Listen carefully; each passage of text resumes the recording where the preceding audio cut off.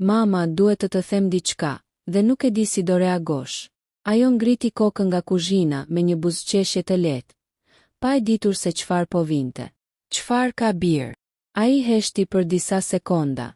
Zemra i rrihte fort. Syt nuk i mbante dot në sytë e saj. Jam baba. Ajo qeshi lehtë. Mos bëj shaka. Por ai nuk qeshi. Jam baba i 13 fëmijëve. Heshtje. Ajri në dhomë u rëndua. Lugza i ra nga dora. Çfarë the? Ai mori frym thellë. I kam bërë duke shitur sperm. Kuzhina u mbush me një heshtje të rëndë, si para një stuhje. Nëna e tij, Mira, qëndroi e ngrirë për disa sekonda. Nuk lëvizi, nuk foli. Thjesht e shikonte, sikur po përpiqej të kuptonte nëse ajo që sapo dëgjoi ishte reale apo një makt. Ti po tallesh me mua, apo jo? Tha ajo më në fund, me një zë të dridhur. 21 vjeçari, Ardi, uli kokën. Jo, mama, nuk po tallem. Ai u ul në karrige përballë saj. Duart i dridheshin pak, por këtë herë nuk u tërhoq. E dinte që kishte ardhur momenti. E kam bërë prej 2 vitesh. Sytë e saj u zgjeruan. 2 vite. Ajo u mbështet pas murit, sikur këmbët nuk e mbanin më. Po si pse, çfarë po më thua, o Zot? Ardi ngriti sytë drejt saj, për herë të parë me një lloj vendosmërie. Nuk ishte ashtu si mendon ti. Po si ishte? Shpërtheu ajo. Si mund të jesh baba i 13 fëmijëve dhe të thuash që nuk është ashtu? Zëri i saj u thye në fund. Ishte më shumë dhimbje se sa zemërim. Ardi mori frym thellë. Kur fillova universitetin nuk kisha para. As për qiran, as për ushqim. Nuk doja të kërkoj aty, sepse e di sa shumë sakrifikon. Ajo e shikonte pa folur, por syti mbusheshin me lot. Një shok më tregoi për një klinik që paguante për donator. Donator? Përshpëriti ajo. Po, donator sperme. Ajo mbylli syt për një moment, sikur donte të zhdukej nga ajo bisedë. Fillimisht mendova ta bëj vetëm një herë, vetëm sa për të kaluar muajin. Ai shtrëngoi duart, por pastaj pagesa ishte e mirë, dhe nuk ishte kontakt, nuk ishte lidhje, nuk ishte si të bëhesha baba realisht, të paktën kështu më thanë. Dhe ti besove, tha ajo me një zë të ftohtë. Ai nuk foli me një herë. Doja të mbjetoja, mama. Kjo fjali e goditi më fort se çdo gjë tjetër. Ajo ul ngadalë përballë tij. Tani nuk ishte më vetëm e tronditur, ishte e lënduar. Dhe tani si e di që janë 13? Ardi gëlltiti për shtymën. Para një jave më kontaktuan nga klinika.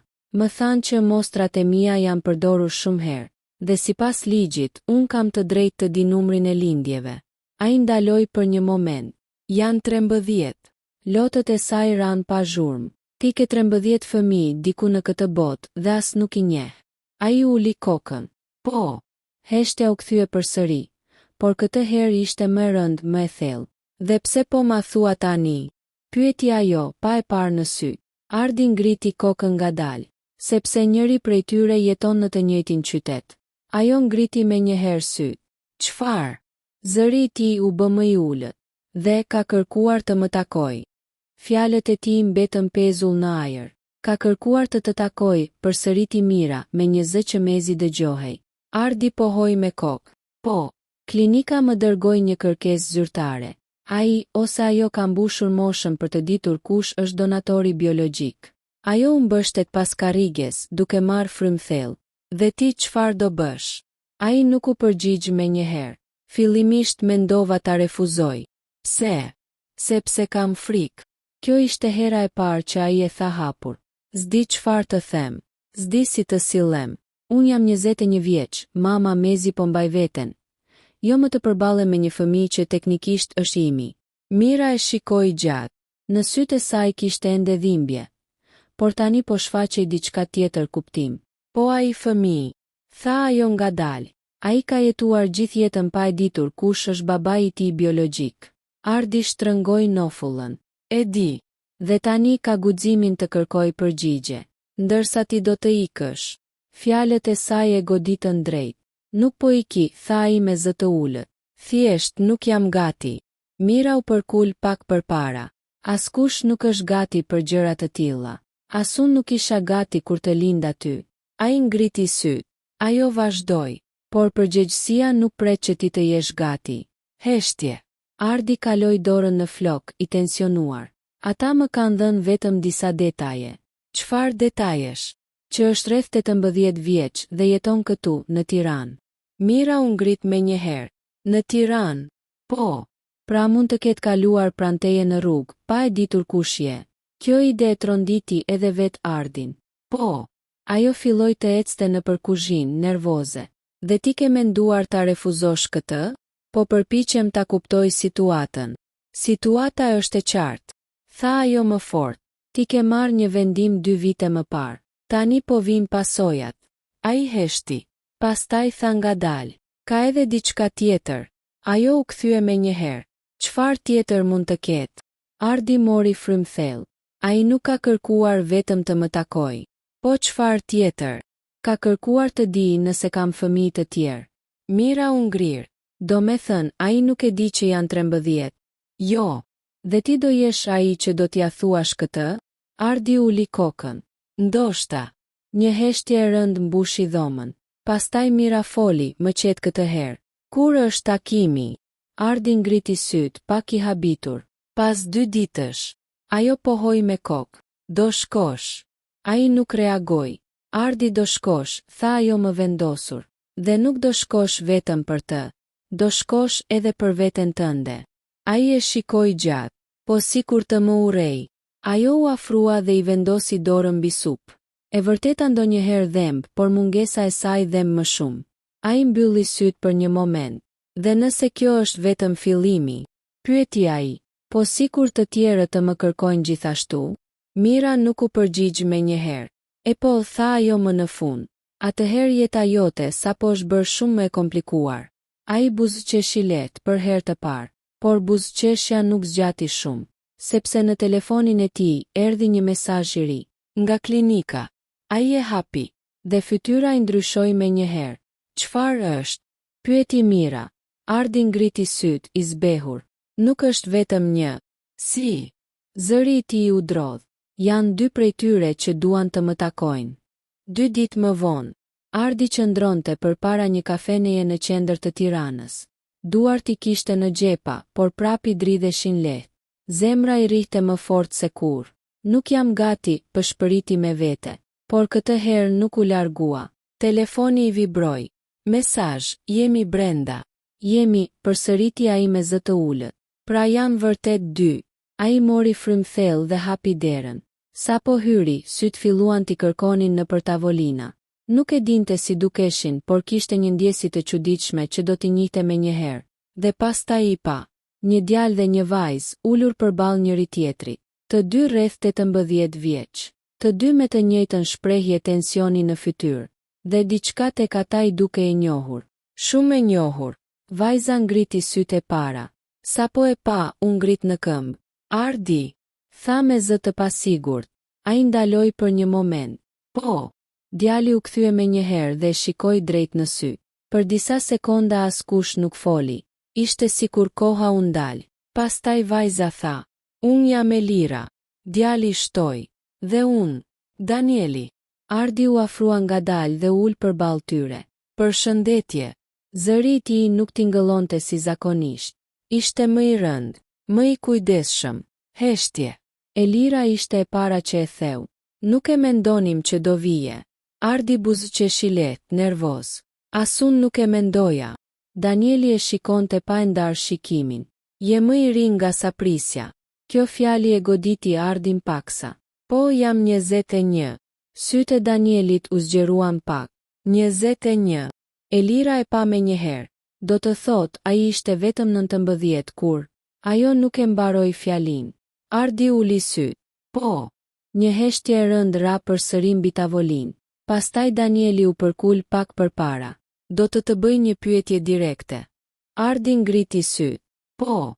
Pse e bëre? Pyetja ishte e thjesht, por e rënd. Ardi mori frymthell. Përpara. Asnjë zbukurim. Asnjë justifikim. Vetëm e vërteta. Elira uli syt, ndërsa Danieli shtrëngoi nofullën. Pra ne jemi këtu sepse ti kishe nevojë përpara. Zëri i tij kishte një nuancë zemërimi. Jo vetëm për këtë, tha Ardi shpejt. Unë nuk e dija që do bëhej kështu. Më thanë që gjithçka është anonime. që nuk do kishte kontakt. Elira qeshi lehtë, me ironi. Po ja ku jemi. Ardi nuk foli, pastaj ajo ngriti syt drejt tij. E di çfarë është më e çuditshme? Çfarë? Që ti dukesh si ne. Ai u shtang. Danieli shtoi. Jo vetëm fizikisht, edhe mënyra si lëviz, si flet. Ardi ndjeu një ndjesit të çuditshme në kraharor. Diçka mes frikës dhe lidhjes. Filloi ai, por nuk dinte çfarë të thoshte. Pastaj Elira tha diçka që ndryshoi gjithçka. Ne nuk erdhëm vetëm për të parë.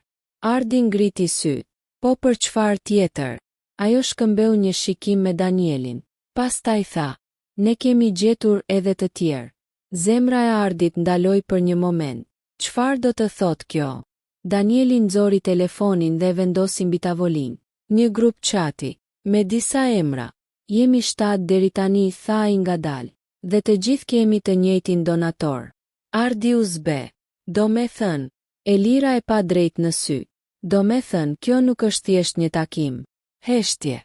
Pastaj ajo tha fjalin që e tronditi plotësisht. Ne duam të dim kush je në të vërtetë. Fjalët e Elirës mbetën pezull mbi tavolinë. Ne duam të dim kush je në të vërtetë. Ardi nuk foli me njëherë. Syti kalonin nga njëri tek tjetri. Tani nuk po shikonte thjesht dy të panjohur, por diçka shumë më të ndërlikuar. Një pjesë të vetes. Unë nuk jam ndonjë person i veçantë, tha më në fund me zë të ulët. Jam thjesht një student. Danieli tundoi kokën. Për ty ndoshta, por për ne je përgjigja e shumë pyetjeve. Elira u përkul pak përpara. Ne jemi rritur pa e ditur kush është gjysma jon. Dhe tani që kemi një mundësi, nuk do ndalemi. Ardi ndjeu presionin të rritej. Sa dini për mua? Pyeti ai. Danieli u përgjigj. Vetëm bazat.